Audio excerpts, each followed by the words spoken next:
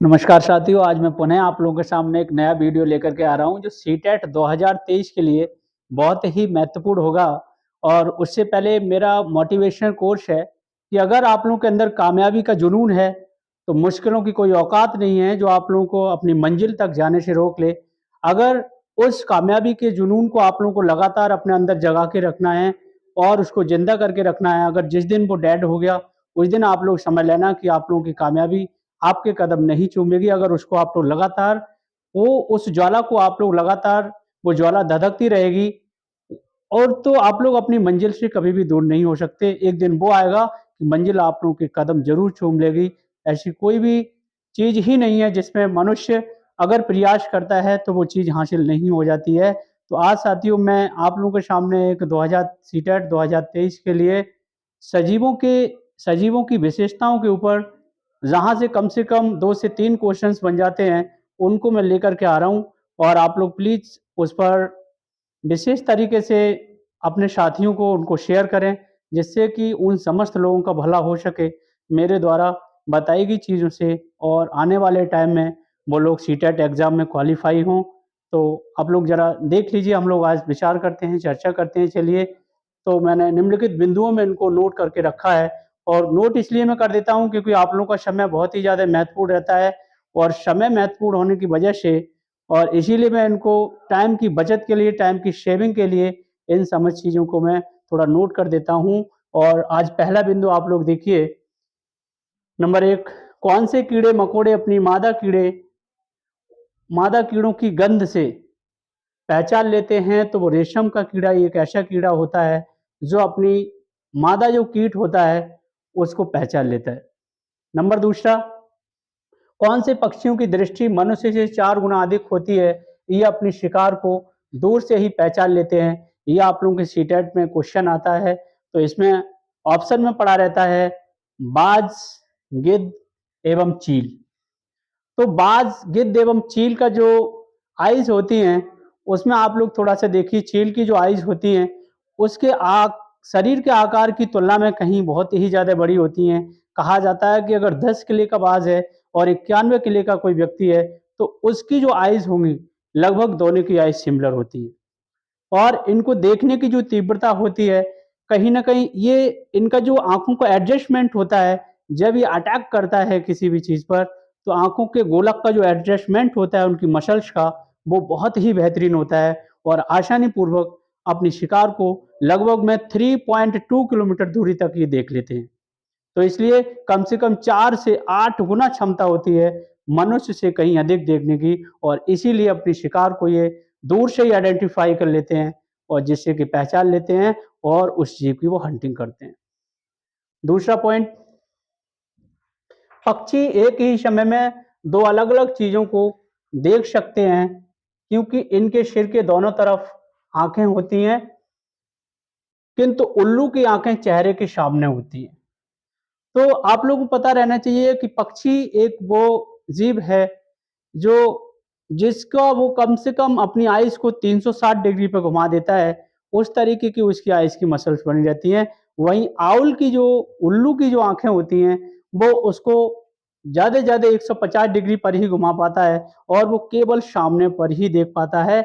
हमेशा इनके जो पक्षियों की आँखें होती हैं, वो सिर के दोनों तरफ होती हैं, जबकि उल्लू की जो आइज़ होती हैं, वो उसके चेहरे के सामने होती हैं, इसलिए इसमें अंतर ये देखा जाता है।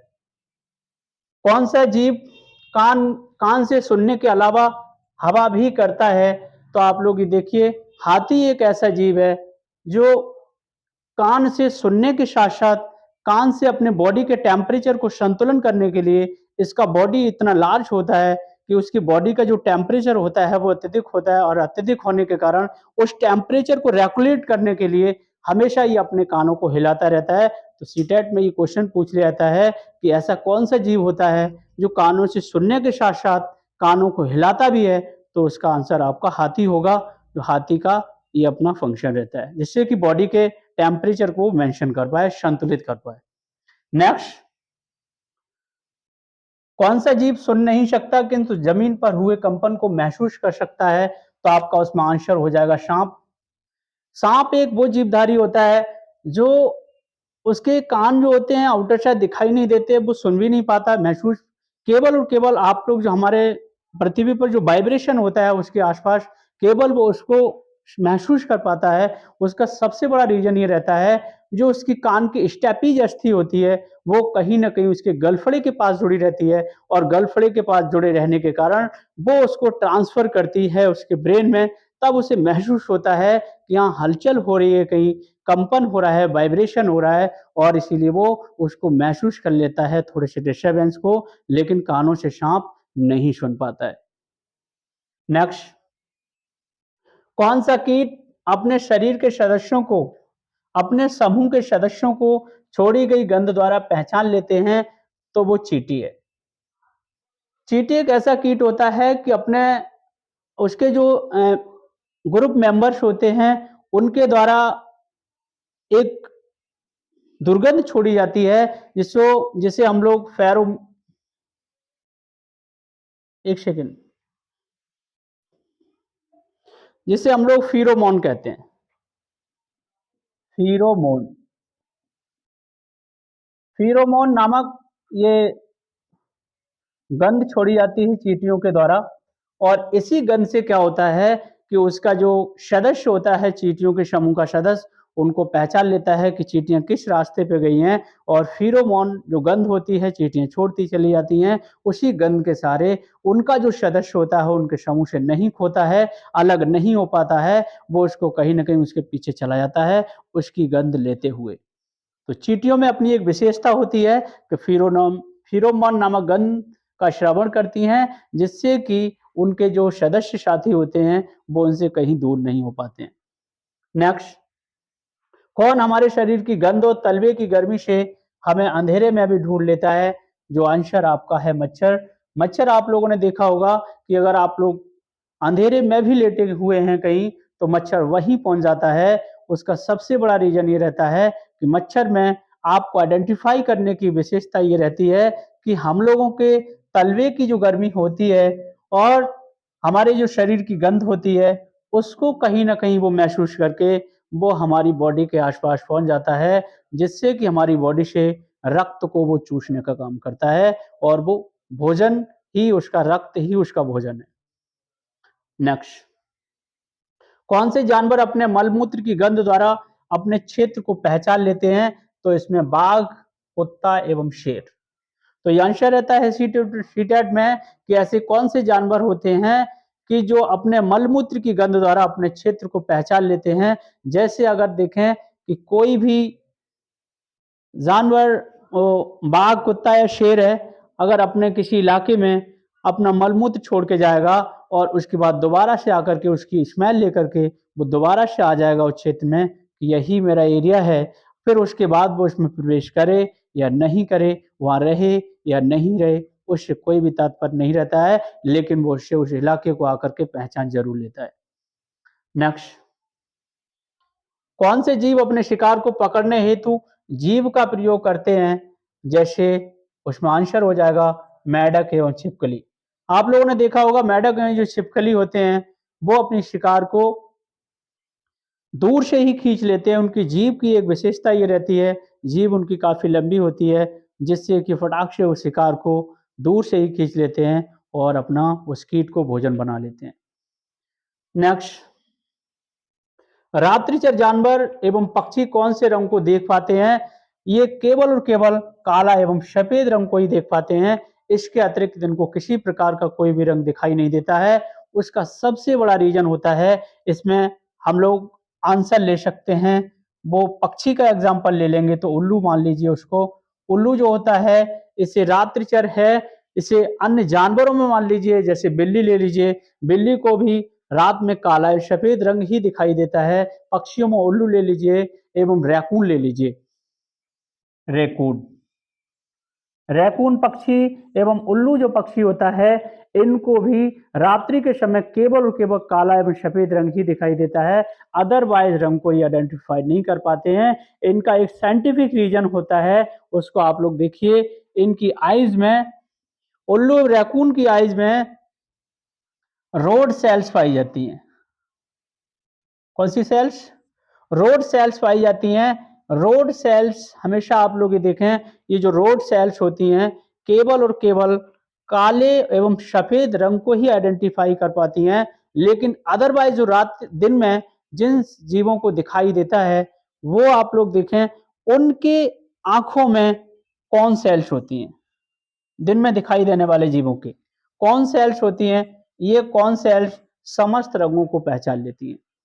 लेकिन यही कारण है कि रात्रिचर जो भी जानवर होते हैं, पक्षी होते हैं, उनको केवल और केवल काला रंग एवं सफ़ेद रंग ही दिखाई दे पाता है, क्योंकि उनकी आइज़ में कौन-सी सेल्स पाई जाती है? Rod sales.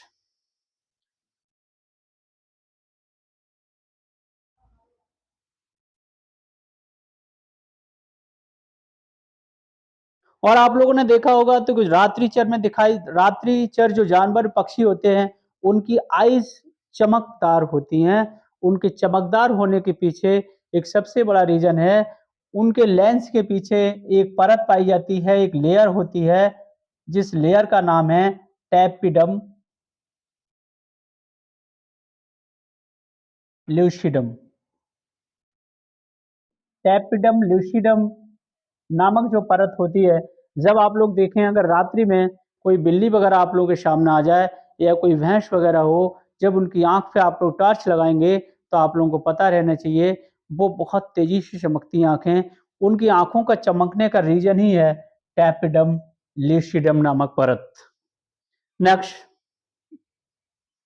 श्वसन क्रिया के दौरान जीवधारी ऑक्सीजन ग्रहण करते हैं, जबकि कार्बन डाइऑक्साइड छोड़ते हैं। तो क्वेश्चन में एग्जामिनर क्वेश्चन बनाता है, श्वसन क्रिया के दौरान जीवधारी कौन-सी गैस को ग्रहण करते हैं एवं किस गैस को छोड़ने का काम करते हैं? तो आपका आंसर हो जाएगा ग्रहण करने में ऑक्सीजन एवं छोड़ने में कार्बन डाइऑक्साइड। नेक्स्ट क्वेश्चन, एक वयस्क मनुष्य 1 मिनट में कितनी बार सांस लेता है और छोड़ता है? तो आपका आंसर हो जाता है 15 से 18 बार। एक वयस्क मनुष्य 1 मिनट में 15 से 18 बार सांस को ग्रहण करता है और छोड़ता है।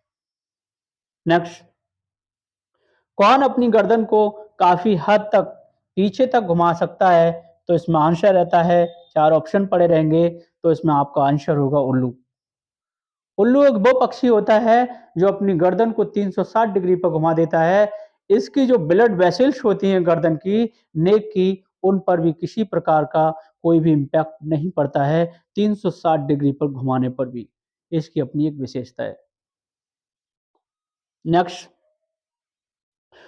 एग्जाम एग्जाम में बने हुए क्वेश्चन में एक अगला क्वेश्चन रहता है, इस तरीके का आप लोगों को क्वेश्चन देखने को मिलेगा। ऐसे कौन से पक्षी हैं जो उड़ तो नहीं सकते किंतु तेजी से दौड़ सकते हैं? तो आप लोग ये देखें, इसका आंसर होगा शुतुरमुर्ग एवं एमू पक्षी। तो संसार में आप लोग ये देखें, दुनिया की विशेषता यही है जीवधारियों की, ईश्वर कहीं न कहीं जो प्रकृति है, अगर एक क्वालिटी उनकी वास्तविक क्वालिटी पक्षियों की वैसे उड़ना ही होता है, लेकिन उसके साथ-साथ अगर उनका वज़न, उनका वेट ज़्यादा होने के कारण अगर वो फ्लाइंग नहीं कर पा रहे हैं, उड़ नहीं पा रहे हैं, तो उनमें एक दूसरी विशेषता डेवलप हो गई है, जो वो बहुत तेज़ी से दौड़ सकते हैं। तो उन पक्षियों में, क्योंकि ये क्वेश्चन पूछा पूछा इसलिए जाता है क्योंकि हमेशा पक्षी का जो क्वालिटी उड़ना होता है, उसका फीचर उड़ना होता है, लेकिन ये 2 पक्षी एक ऐसे हैं, शुतुरमुर्ग एवं एमू, उड़ नहीं सकते हैं, केवल और केवल तेज़ी से दौड़ सकते हैं। इसलिए एग्ज़ामिनर कन्फ्यूज़ करने के लिए यहाँ से क्वेश्चन डाल देता है। नेक्स्ट, बतख एवं मेंढक किसकी सहायता से पानी में तैरने का काम करते हैं? तो उसमें आप लोगों का आंसर होगा जाल युक्त पादांगुलियों। जाल युक्त पादांगुलियों के माध्यम से आप लोग बतख के पैर देखिए एवं उसके मेंढक के देखिए, उसके जो फिंगर्स होती हैं उनके बीच में आप लोग देखें जाल-नुमा संरचना रखी रहती है, वो आपस में जुड़े रहते हैं, जिसकी सहायता से वो पानी को कहीं न कहीं पीछे की ओर काटते रहते हैं और वो स्विमिंग करने में काफ़ी हेल्पफुल रहते हैं। ये जाल युक्त पादांगुलियाँ। जो जंतु बच्चा देते हैं, उन्हें क्या कहते हैं? आप लोगों को देखा होगा, जिन जंतुओं के बॉडी पर बाल होते हैं, हेयर्स होते हैं, उनके कान काफ़ी विकसित रहते हैं और जो बच्चा देने का काम करते हैं, उन जंतुओं को हम लोग क्या कहेंगे, जरायुज कहते हैं। तो जरायुज की अपनी क्या विशेषता रहती है, उसके एग्ज़ाम्पल्स मैंने यहाँ पर लिख दिए हैं, मनुष्य, कुत्ता, गाय, शेर इत्यादि। तो जो मनुष्य, कुत्ता, गाय, शेर इत्यादि हैं, इसमें ये सारे के सारे जरायुज कैटेगरी के अंतर्गत आते हैं। इनको हम लोग जरायुज कहेंगे। वे जीवधारी जो बच्चा देने का काम करते हैं, सीधे-सीधे बच्चा देते हैं, अंडे देने का काम नहीं करते, उनको हम लोग जरायुज कहेंगे। जरायुजता जरायु निम्नलिखित में से कौन जरायुज है? इस तरीके से क्वेश्चन बना करके पूछ लिया जाता है, तो ये एग्ज़ाम्पल आप लोगों को विशेषता याद करके रखना पड़ेगा। जरायुज जरायुज जो होते हैं, उनकी विशेषता मैंने आपको लोगों को बताई। इस चीज़ से आप लोगों को ये पता लग जाएगा, जिनकी बॉडी पर बाल होते हैं, जिनके कान विकसित होते हैं और जो बच्चा देने का काम करते हैं, उनको हम लोग जरायुज कहेंगे। नेक्स्ट, वे जीवधारी जो अंडा देते हैं, उन्हें क्या कहा जाता है? अंडप्रजक। तो इसमें से कहीं न कहीं जरायुज वाला एग्ज़ाम्पल डाल दिया जाएगा। आप लोगों को 3 एग्ज़ाम्पल अलग-अलग से डाल दिए जाएँगे। एक एग्ज़ाम्पल वो डाला जाएगा जो अंडप्रजक वाला है, तो आप लोगों को ये एग्ज़ाम्पल्स याद करके रखना है, जैसे पक्षी, मेंढक एवं बतख इत्यादि। तो साथियों, अगला क्वेश्चन मेरा है क्वेश्चन नंबर 18। चमगादड़, व्हेल मछली एवं सील मछली स्तनधारी के उदाहरण है। तो एग्जामिनर आप लोगों से क्वेश्चन करता है, निम्नलिखित में से कौन स्तनधारियों के उदाहरण है? तो स्तनधारी, इसमें आप लोग ये 3 मछलियों का नाम याद कर लें मोस्टली, और इसमें चमगादड़ भी है। चमगादड़, व्हेल मछली एवं सील मछली, ये तीनों ही प्राणी जो हैं वो स्तनधारी के उदाहरण है। बात आ जाती है कि स्तनधारी किसे कहते हैं? स्तनधारी वो जीवधारी होते हैं जो अपने बच्चों को जन्म देते हैं और बच्चों को जन्म देने के साथ-साथ उन्हें दूध पिलाने का काम करते हैं, उन्हें हम लोग स्तनधारी कहते हैं। तो इस तरीके से यहाँ से क्वेश्चन बनता है, पौधे किस क्रिया के माध्यम से अपने भोजन को बनाते हैं या भोजन का निर्माण करते हैं? तो वो क्रिया है प्रकाश संश्लेषण। पौधे प्रकाश संश्लेषण की क्रिया के माध्यम से ही अपने भोजन का फॉर्मेशन करते हैं और उसको बिल्ड करते हैं। तो मैंने इसका रिएक्शन, इसकी अभिक्रिया लिख दी है यहाँ पर। पौधे प्रकाश संश्लेषण की क्रिया में किन-किन चीज़ों की, पिगमेंट्स की उसे ज़रूरत होती है? तो खास तरीके से नंबर 1 कार्बन डाइऑक्साइड गैस, दूसरा जल और तीसरा सनलाइट और चौथा क्लोरोफिल। इन चारों की प्रेजेंटेशन में चारों ही पिगमेंट उसे बहुत ज़रूरी होते हैं। चारों में से अगर कोई एक भी नहीं है तो प्रकाश संश्लेषण की क्रिया संपन्न होगी ही नहीं। वहीं पर आप लोग ये देखें, इसमें जो प्रोडक्ट बन के तैयार होते हैं C6H12O6, जैसे हम लोग भोजन कह रहे हैं, इसी भोजन के रूप में इसी C6H12O6 भोजन को ही निर्माण करने के लिए ये प्रकाश संश्लेषण की क्रिया करते हैं और यहाँ पर ऑक्सीजन गैस को निर्मुक्त करते हैं, जिसको मनुष्य ग्रहण करता है, अन्य जीवधारी ग्रहण करते हैं। तो प्रकाश संश्लेषण की क्रिया को एक बार आप लोग समझ लें। प्रकाश संश्लेषण की क्रिया के माध्यम से ही पौधे जो हैं अपने भोजन का निर्माण करते हैं। प्रकाश संश्लेषण की क्रिया में पौधे नंबर 1 कार्बन डाइऑक्साइड एवं जल को वायुमंडल से ग्रहण करने के बाद सूर्य के प्रकाश की उपस्थिति में और क्लोरोफिल जो पत्तियों में पाया जाता है, जिसके कारण पौधे की पत्तियों का रंग हरा होता है। हमेशा आपको पता रहना चाहिए, जिनकी पत्तियां हरी रहती हैं वही वही पौधे प्रकाश संश्लेषण की क्रिया संपन्न करते हैं। तो ये 4 पिगमेंट की उपस्थिति, नंबर 1 कार्बन डाइऑक्साइड, जलवाष्प या जल, सूर्य का प्रकाश, क्लोरोफिल, इनकी प्रेजेंटेशन में ही पौधे प्रकाश संश्लेषण की क्रिया करते हैं। C6H12O6 ग्लूकोज जो पौधे का भोजन है और ऑक्सीजन को निर्मुक्त करते हैं, जो विभिन्न प्रकार किस्म के जीवधारी उसको ग्रहण करते हैं। नेक्स्ट क्वेश्चन आता है आप लोगों से, जो प्रकाश संश्लेषण की क्रिया है वो कब संपन्न होती है, दिन में या रात में? तो आप लोगों को पता रहना चाहिए, प्रकाश संश्लेषण क्रिया कभी भी पौधे में रात में संपन्न नहीं होती, वो केवल और केवल दिन में ही संपन्न होती है। ये बहुत ही डाउटफुली क्वेश्चन है, ये मैंने इसलिए डाला है इसमें कि बच्चे इसमें कंफ्यूज हो जाते हैं, इससे उन्हें पता ही नहीं रहता है, वो 24 घंटे लगा देते हैं। तो वो 24 घंटा नहीं है, बल्कि केवल और केवल प्रकाश संश्लेषण की क्रिया दिन के समय ही संपन्न होती है, रात में वो नहीं होती है। जबकि अगला क्वेश्चन बना के अगर एग्जामिनर आप लोगों से पूछ ले रहा है कि जबकि श्वसन की क्रिया कब-कब संपन्न होती है? श्वसन की क्रिया दिन और रात हमेशा संपन्न रहती है। श्वसन आप लोगों को पता रहना चाहिए, ऑक्सी श्वसन और अनॉक्सी श्वसन रहता है, तो इसको हम लोग अगले टॉपिक में बात करेंगे डिटेल में। नेक्स्ट, पौधों में गैसों का आदान-प्रदान मुख्य रूप से किसके माध्यम से होता है? तो ये चीज़ पता रहना चाहिए, जो पौधों में गैसों का आदान-प्रदान है, वो पत्तियों के द्वारा होता है। क्योंकि जो पत्ती होती हैं, इन पत्तियों में यहाँ पर वो छोटे-छोटे रंध्र पाए जाते हैं। ये रंध्रों के माध्यम से ही गैसों का आदान-प्रदान होता रहता है संपूर्ण प्लांट्स में, और ये इसलिए ये पत्ती बहुत ही ज़्यादा महत्वपूर्ण रहती है पौधों के गैसों के आदान-प्रदान में। तो साथियों, ये आज के लिए इतना ही, और मेरे चैनल का नाम साथियों GS classes bye Akhilesh sir, और आप लोग अगर मुझे इसी तरीके से सपोर्ट करते रहे, मेरे व्यूज़ लगातार आते रहे मेरे वीडियोज़ पर, अगर आप लोगों को ये वीडियोज़ मेरे अच्छे लगें तो मुझे कमेंट्स करके बताएँ, और मेरे चैनल को सब्सक्राइब करें। ज़्यादा से ज़्यादा मात्रा में लोगों के बीच में इसको शेयर करें इस लिंक को, जिससे कि आने वाले टाइम में मैं लगातार आप लोगों को वीडियो बना कर के देता रहूँ, और ये मेरी आप लोगों के साथ पूरे डेडिकेशन के साथ सेवा रहेगी। और आप लोगों का काम है वीडियोज़ को देखना, और मेरा काम रहेगा ज़्यादा से ज़्यादा मात्रा में आप लोगों को कंटेंट प्रोवाइड करूँ, जिससे कि एग्ज़ाम के लिए बहुत ही ज़्यादा अपरिहार्य हो, जो बहुत ही महत्वपूर्ण हो, और आने वाले टाइम में आप लोग जिन-जिन चीज़ों के सपने देख रहे हैं, वो सपने मेरी बस आप लोगों से यही उम्मीद है कि आप लोग इसको देखिए, और मेरे आशीर्वाद मेरे सभी लोगों को दुआएँ रहेंगी कि आप लोग अपने लक्ष्यों तक पहुँचे, और जिससे कि अपने आने वाले टाइम में अपने समाज में अपना नाम रोशन करें, अपने माता-पिता का नाम रोशन करें। आज के लिए थैंक्स अ लॉट।